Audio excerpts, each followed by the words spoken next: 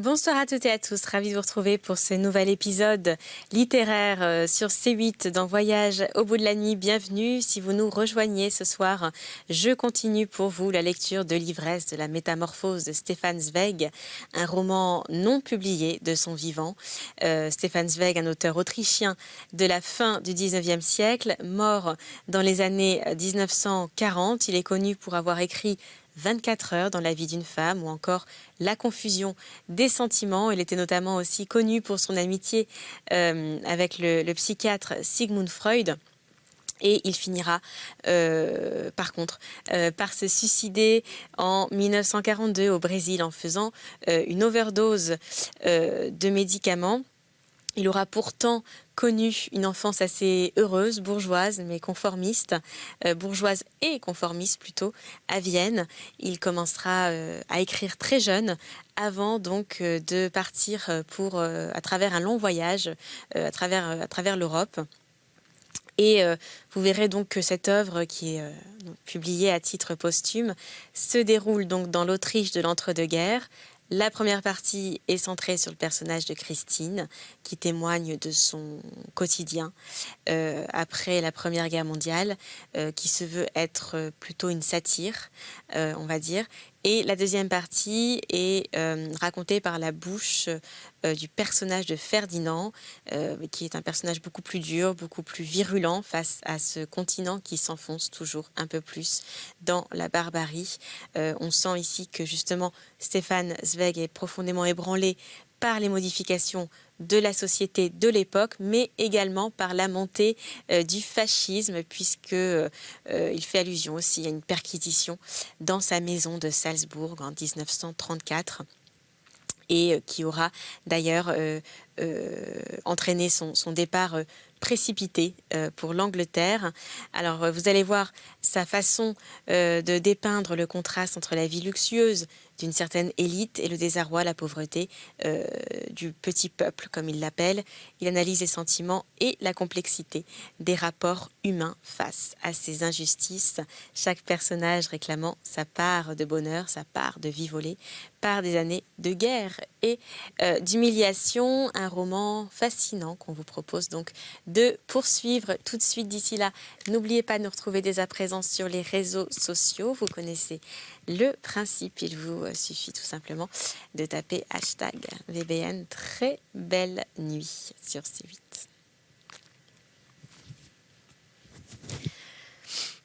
Encore un instant et elle laissera tomber ce bagage odieux tant ses doigts se relâchent.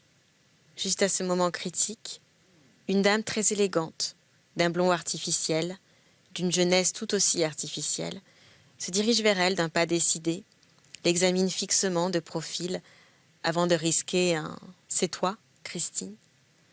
Et comme Christine spontanément soupire un « oui », plus qu'elle ne le prononce, la tante la prend dans ses bras et la gratifie d'un baiser rapide et d'un fade parfum de poudre.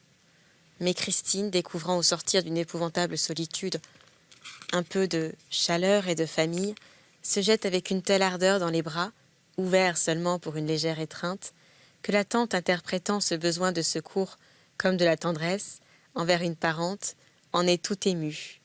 Doucement, elle enlace les épaules tremblantes. « Oh, moi aussi je suis si heureuse que tu sois venue. Anthony et moi, tous deux, nous nous en réjouissons. » Puis, la prenant par la main. « Viens, tu veux certainement faire un peu de toilette. Vos trains autrichiens sont, paraît-il, effroyablement inconfortables. Mais repose-toi, ne sois pas trop longue. Le gong a déjà retenti pour le lunch. Anthony n'aime pas attendre, c'est sa faiblesse. We have all prepared. Ah oui, nous avons tout préparé. Le portier va te montrer ta chambre. Et n'est-ce pas fait? N'est-ce pas? Fais vite. Pas de grande toilette à midi. Chacun s'habille comme il l'entend. » La tante fait un signe. Un groom accourt, prend la valise, le parapluie. L'ascenseur file, sans bruit, jusqu'au 2e étage. Au milieu du couloir, le groom ouvre une porte et s'efface en saluant. Voici donc la chambre. Christine alors entre. Déjà sur le seuil, elle a un mouvement de recul comme si elle se trompait de place. Car avec la meilleure bonne volonté, l'auxiliaire des postes de Klein Reifling, habitué à un misérable environnement, ne peut s'adapter si vite et oser croire vraiment que cette chambre lui est destinée. Une chambre incroyablement spacieuse, délicieusement claire, gaiement tapissée, dont la porte-fenêtre à 2 battants, ouverte sur le balcon, écluse de cristal, laisse déferler dans la pièce un flot de lumière. La vague d'or inonde, irrésistible, tout l'espace. Chaque objet baigne dans cet embrasement prodigue. Les parois vernies des meubles brillent comme du cristal. Sur le cuivre et le verre, de joyeuses étincelles allument de vifs reflets. Le tapis lui-même, avec ses fleurs incrustées, respire comme une prairie vivante. Cette chambre resplendit comme un matin au paradis. Et aveuglée par la lumière éclatante répandue partout, à profusion, Christine, stupéfaite, doit attendre que son cœur retrouve son rythme normal avant de fermer rapidement et avec un peu de mauvaise conscience la porte derrière elle. Première surprise que cela puisse seulement exister, tant de splendeur radieuse. Et deuxième pensée depuis tant d'années attachée définitivement à tout ce qui est désirable, combien cela doit coûter, combien d'argent, quelle somme d'argent énorme, certainement plus pour une seule journée que ce qu'elle gagne là-bas en une semaine, non, en un mois. Honteuse, car qui oserait se sentir ici chez soi, elle regarde autour d'elle, pose avec précaution un pied après l'autre sur le précieux tapis, puis seulement, très respectueusement, mue par une vive curiosité, elle commence à s'approcher des diverses merveilles. Prudemment, elle tâte d'abord le lit. Pourra-t-on vraiment se coucher dans cette blancheur éclatante et fraîche? Et l'édredon, un duvet délicat à l'enveloppe de soie, décoré de fleurs, léger, doux, à la main. Une pression d'un doigt, la lampe s'allume. Voilà l'alcôve dans un ton rose, chaud. Découverte sur découverte, le lavabo blanc, étincelant avec des accessoires de nickel, les fauteuils souples et bas. Il faut un effort pour se tirer de leur moelleuse profondeur, le bois précieux verni des meubles en harmonie avec la teinte verte, printanière, du papier peint, et ici, sur la table, en signe de bienvenue, un bouquet d'œillets bigarrés dans un vase à long col, une éclatante fanfare d'accueil, cris des couleurs et trompettes de cristal. Quelle splendeur magnifique, incroyable. Dans la perspective exaltante de pouvoir contempler, utiliser, posséder tout cela un jour, 8 jours, 15 jours, séduite, elle s'approche timidement des objets inconnus, prend en main curieuse chacun, l'un après l'autre, se perd de ravissement en ravissement, quand soudain, comme si elle avait mis le pied sur un serpent, elle recule brusquement et tomberait presque, car ayant ouvert machinalement la grande armoire murale, voilà que de la porte intérieure rabattue, démasquant un miroir, jaillit comme un diable d'une boîte, un personnage grandeur nature. Dans la glace, ô stupeur, elle se voit elle-même dans sa réalité cruelle. La seule chose inconvenante dans cette pièce, où tout concourt à la distinction. Elle ressent le choc jusqu'à ses genoux, se découvrant à l'improviste avec son manteau de voyage, jaune clair froissé, le chapeau de paille déformé sur son visage bouleversé. Usurpatrice, sors d'ici. Ne souille pas cette demeure, retourne là-bas où tu appartiens, semble lui dire le miroir. Mais vraiment, comment puis-je, pense-t-elle, désemparée, avoir la prétention de vouloir loger dans cette pièce, dans ce monde? Quelle honte pour ma tante. Ne te mets pas en grande toilette, a-t-elle dit, comme si j'en avais une. Non, je ne descendrai pas, je préfère rester ici, je préfère repartir. Mais comment se cacher dès à présent avant que l'on me voie et s'en offusque? Comment disparaître à temps? Inconsciemment, elle s'est éloignée autant que possible du miroir et s'est rapprochée du balcon. Convulsivement cramponnée à la rampe, elle fixe le vide. Un bond, et ce serait la délivrance. D'en bas, voilà que le gong retentit de nouveau, comme un appel aux armes. Oh, mon Dieu! Elle reprend ses esprits. Dans le hall, l'oncle, la tante l'attendent, tandis qu'elle perd son temps ici. Elle ne s'est même pas encore lavée, elle n'a même pas retiré l'affreux manteau acheté en solde. Fébrilement, elle ouvre sa valise pour en sortir ses affaires de toilette.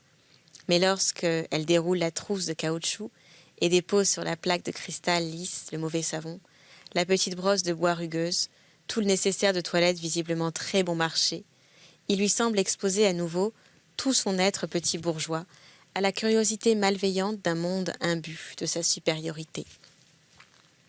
Que pensera la femme de chambre en rangeant la pièce? Sûrement en bas, à l'office, elle se moquera de cette cliente misérable. L'un le raconte à l'autre, bientôt, tous le savent dans l'hôtel.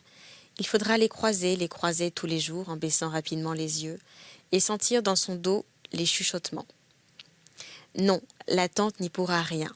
On ne peut le dissimuler. Cela filtrera partout. Partout à chaque pas. Une couture craquera à chaque pas. À travers ses vêtements, ses chaussures, apparaîtra révéler à chacun sa médiocrité. Mais dépêchons-nous. La tante attend. L'oncle, a-t-elle dit, n'est pas très patient. Mais que mettre, mon Dieu? Que faire? Tout d'abord, elle veut enfiler la blouse, la verte en soie artificielle prêtée par la sœur, mais elle lui semble affreusement ordinaire, vulgaire, elle qui hier encore à Klein Raffling paraissait être le joyau de sa garde-robe. De préférence, la blanche très simple, elle passera plus inaperçue et puis prendre quelques fleurs du vase, peut-être celles-ci, tenues devant la blouse par leur teinte éclatante, occuperont-elles les regards? Puis les yeux baissés, passant rapidement auprès des clients sur le palier pour en finir avec la crainte d'être observée, elle dévale l'escalier, pâle, à bout de souffle, une douleur lancinante entre les tempes, avec une sensation de vertige, comme si, encore consciente, elle s'abîmait dans un gouffre mortel. Du hall, la tante la voit arriver. Qu'est-ce qu'elle a donc? Cette façon gauche de se précipiter dans l'escalier, de croiser les gens, en les regardant de côté avec embarras, une fille nerveuse probablement, on aurait dû se renseigner avant. Et mon Dieu, la voilà plantée à l'entrée, l'air emprunté, elle doit être myope ou quelque chose ne va pas. Qu'est-ce que tu as, mon petit? Tu es toute pâle, tu ne te sens pas bien? Non, non, balbutie Christine, encore désemparée. Il y a tellement de gens dans le hall, et là-bas la dame en noir avec son face à main qui regarde dans sa direction. Probablement fixe-t-elle ses lourdes chaussures ridicules. Viens donc, mon petit, l'exhorte la tante, et elle glisse son bras sous le sien, sans se douter la moindre du monde de l'énorme service qu'elle rend ainsi à sa nièce éperdue. Car celle-ci profite ainsi d'un pan d'ombre à l'abri duquel elle peut avancer, une couverture, une demi-cachette. La tante la couvre au moins d'un côté par son corps, sa toilette, son prestige. Grâce à sa conduite, elle réussit, en dépit de ses nerfs, dans une attitude suffisamment digne, à traverser la salle à manger et à atteindre la table où, flegmatique et lourd, l'oncle Anthony attend, maintenant. Il se lève, ses joues épaisses, un peu tombantes, s'anime pour un sourire bon enfant, et de ses yeux aux bords rougis et pourtant clairs d'homme du Nord, il regarde aimablement sa nouvelle nièce et lui tend une poignée lourde, fatiguée. La principale cause de son humeur, joviale, c'est qu'il n'aura plus longtemps à attendre devant la table dressée. En bon hollandais, il aime manger copieusement, confortablement. Tous les dérangements lui sont odieux, et sans le dire, il redoutait depuis hier l'arrivée d'une de ces oies mondaines qui aurait troublé son repas par ses caquetages et ses questions. De contempler maintenant sa nouvelle nièce, embarrassée, charmante, pâle, modeste, le rassure. Avec elle, il le voit tout de suite. Il sera facile de s'entendre, il la regarde aimablement et jovial, il l'encourage. « Il faut d'abord que tu manges, nous parlerons après. » Elle lui plaît, cette petite fragile et timide qui n'ose pas lever les yeux, si différente de ces pains bêches des autres tables qu'il déteste cordialement à cause du gramophone qui braille toujours derrière elle et de leur démarche provocante que n'oserait jamais se permettre en public une femme de la vieille Hollande. De sa propre main, bien qu'il ne puisse se pencher sans gémir, il lui verse du vin et fait signe au maître d'hôtel de servir. Si seulement ce dernier, avec ses manchettes amidonnées, son visage non moins raide, ne disposait pas dans son assiette de mets aussi extravagants, tous ces hors-d'œuvre jamais vus, des olives glacées, des salades variées, des poissons argentés, des montagnes d'artichauts, une délicate mousse de foie gras, des tranches de saumon rosé, des nourritures choisies, certainement savoureuses et légères, mais avec lequel des 12 couverts présents saisirent ces choses étrangères, avec la petite ou la grande cuillère, avec le petit ou le grand couteau, comment les découper sans trahir inexorablement devant cet observateur appointé ou les voisins expérimentés que l'on déjeune pour la première fois de sa vie dans un restaurant aussi distingué. Comment ne pas commettre une maladresse grossière? Lentement, pour gagner du temps, Christine déplie sa serviette, louche au même moment, les paupières baissées, vers les mains de la tante, pour imiter chacun de ses mouvements.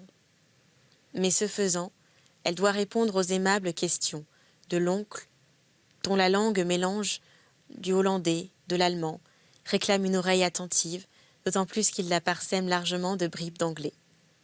Il lui faut tout son courage pour soutenir le combat sur 2 fronts, tandis que dans son complexe d'infériorité, elle croit continuellement